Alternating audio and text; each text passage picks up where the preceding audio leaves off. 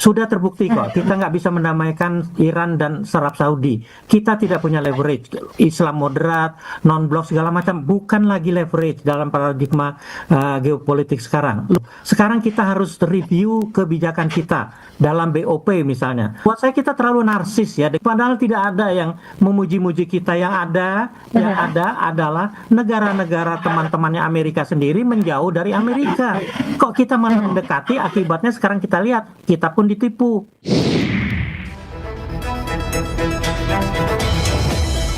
Masih di Satu Meja The Forum, ditipu Amerika. Mbak Dina, sependapat dengan Pak Dubes? Ya, mungkin saya pikir Pak Dubes ini ya merefer ke ART ya, saya pikir ya.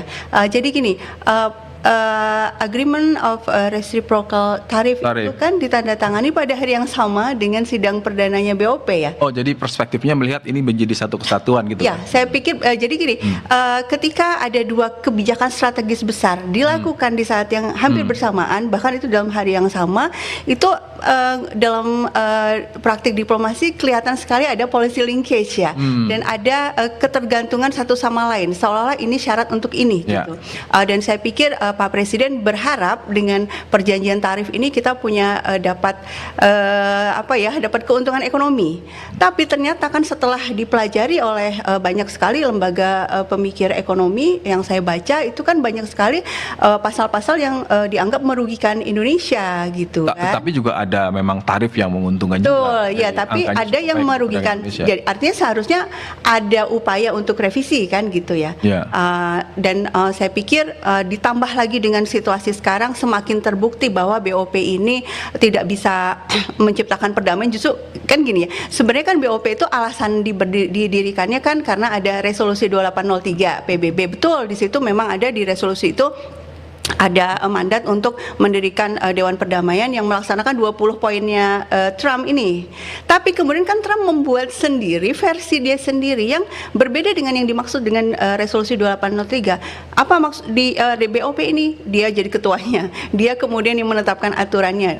Piagam BOP ini kita lihat. Tapi dari sisi motivasi, tujuan, itu kan mungkin bisa juga ketika ada inisiatif beberapa negara, kebetulan yang memimpin ada Presiden Amerika, untuk menyelesaikan persoalan yang berlarut-larut di the problem, the detail, the devil is in the detail gitu loh. Jadi ketika kita baca detailnya, ketika kita baca piagam atau charternya BOP, kan itu sama sekali tidak ada bicara soal Palestina, soal kemerdekaan Palestina itu enggak, bahkan Gaza pun enggak. Tapi kemudian dibentuklah divisi, istilah divisi lah gitu ya, divisi yang disebut Dewan Gaza gitu ya. Dewan Perdamaian Gaza. Jadi beda dengan BOP yang tubuh besarnya, tapi ada Dewan Perdamaian Gaza, Dewan Eksekutif Gaza. Ya, Gaza Executive Board. Menjadi bagian dari BOP. Betul. Nah, ini yang kemudian sedang fokusnya di sini. Tapi BOP-nya sendiri yang bicara soal perdamaian kan terbukti sekarang kalau memang ingin berdamai, kenapa harus menyerang negara lain yang berdaulat gitu loh maksudnya. Sehingga saya pikir suara-suara publik yang menginginkan Indonesia keluar dari perdamaian karena melihat Trump ini bukanlah pejuang perdamaian. Kenapa kita harus bergabung dengan sebuah lembaga yang memang dibentuk oleh Trump dan kekuasaannya juga didominasi oleh Trump, karena ada hak vetonya Trump misalnya, keanggotaannya kan juga harus atas restu Trump juga. Nah, saya pikir Indonesia, bangsa Indonesia ini yang punya sangat keterikatan emosionalnya sangat besar ya dengan Palestina, simpatinya orang Indonesia dengan Palestina itu sangat besar, sehingga publik itu melihat ini satu paket semuanya. Ini satu paket bahwa Trump ini sama sekali tidak memperjuangkan Palestina dan bahkan justru membantu Israel untuk menyerang Iran. Saya ke Ulta, kalau dari penjelasan Mbak Dina kan memposisikan bahwa ada satu ikatan emosional bangsa Indonesia mencederai perjuangan Palestina dan sebagainya. Tapi satu sisi lain kan juga ini ada upaya baru untuk menyelesaikan persoalan di sana, dan Pak Prabowo secara aktif mengatakan kalau untuk perdamaian kenapa tidak? Iya, pertama tadi yang menanggapi yang di awal bahwa terkesan KTT perdananya BOP kemudian ada hal yang transaksional berdasar dengan hal-hal yang trade tadi gitu. Menurut saya ini oversimplifying. Hanya karena kebetulan waktunya bersamaan. Ya, karena maksud saya seorang Trump. Ya. Seorang Trump yang bahkan Netanyahu itu untuk untuk melobi mungkin ya sehingga menyerang Iran sampai sekarang itu dalam masa presidensialnya administrasinya Trump baru bertemu 6 kali. Ya. Presiden Indonesia sudah bertemu 2 kali, artinya ini ada 2 kompartemen yang berbeda. Dan ini tidak bisa disimplify dengan ini karena ini kemudian menjadi ini. Itu kan agak apa namanya? Anda mau bilang bahwa jangan kaitkan soal itu ada kategori sesat berpikir namanya false dichotomy. Oke. Jadi tidak bisa dikatakan ini seperti ini kemudian ada transaksi di balik itu. Ya. Ini adalah kesempatan bagi Pak Presiden, Menlu, Pak Erlangga juga Menko ya waktu itu mengatakan bahwa ini forumnya di sini tentang BOP kita di sini. Jadi tidak ada campur aduk itu.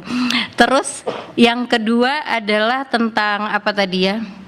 Pertanyaannya? Posisinya Indonesia ketika disampaikan bahwa ini kan mencederai rasa. Tadi Pak Kiai sendiri ya sebagai Waketum MUI ya yang sangat kita hormati menyatakan bahwa sekecil apapun ruang yang bisa kita manfaatkan akan kita manfaatkan untuk mencapai kemerdekaan Palestina. Dan perlu diingat juga baca detail lagi bahwa di pasal 19 dan 20 itu ada menjelaskan tentang transition to statehood untuk Palestina ini. Memang bertahap ya kan, dan Indonesia juga mengatakan bahwa kalau misalnya ini dalam waktu 3 tahun kita belum ada transaksi 17T yang selalu diumbar-umbar itu ya, nggak ada sama sekali. Kalau misalnya dalam waktu 3 tahun tidak ada perkembangan nih, ya udah kita menarik diri dari ini. Dan satu lagi, jangan melihat kita bergabung ke BOP kemudian semua pintu tertutup, enggak. Kita masih bisa menggunakan channel-channel diplomatik yang lain. Bahkan termasuk evaluasi terhadap BOP sendiri kan sudah disampaikan. Kita akan lakukan jika ada nanti KTT lagi, maka Indonesia akan bersuara di sana. Oke, Kiai. Yap. Kiai kan MUI menjadi salah satu pihak yang hadir di pertemuan di awal tuh kan, dan waktu itu keluar tanda kutip bisa kita simpulkan mendukung lah, tapi terakhir juga mengkoreksi. MUI persisnya seperti apa sih sikapnya? Ya jelas sikapnya itu mempunyai keinginan yang tinggi sekali bahwa Palestina merdeka. Bahwa kalau perang itu ya berhenti. Kan gitu. Bahwa asul khairun minal harb.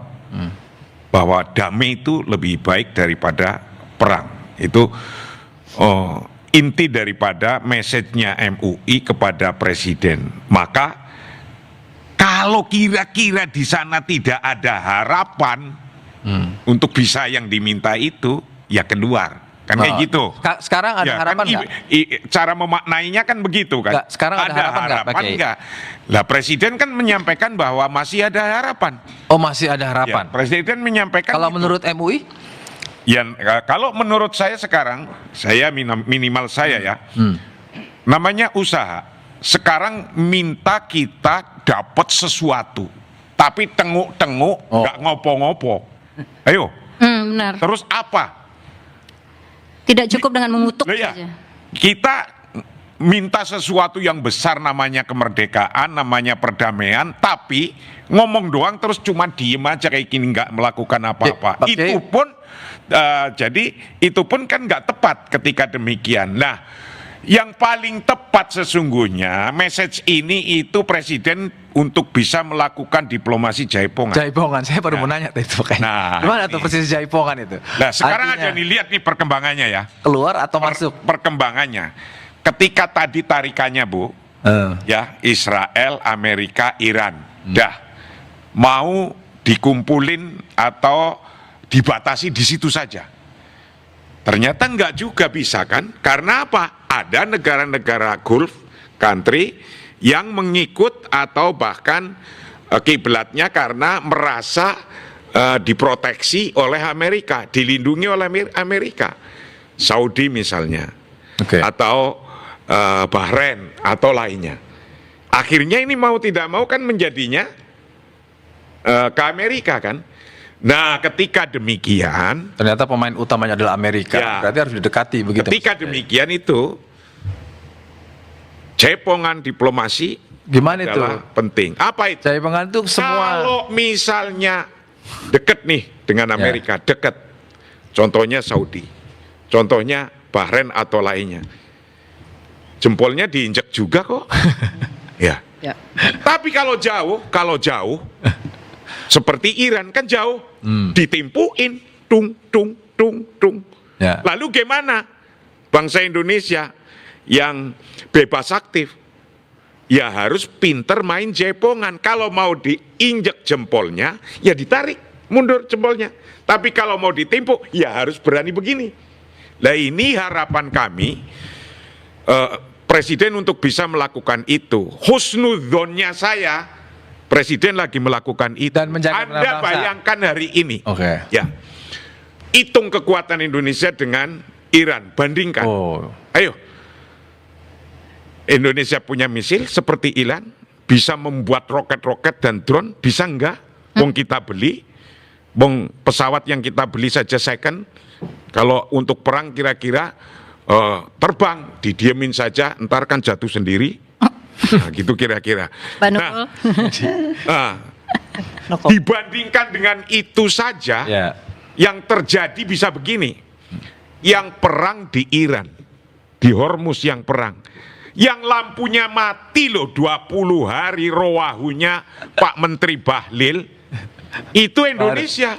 Yang perang di Iran, yang di stop di Hormuz, yang lampunya mati di Indonesia. Rowahu Menteri Bahlil. Jadi persisnya Pak Kiai tetap merekomendasikan, Pak Kiai merekomendasikan Indonesia tetap ada di BOP atau melihat, tapi jangan dijawab dulu, satu meja akan kembali setelah yang satu ini.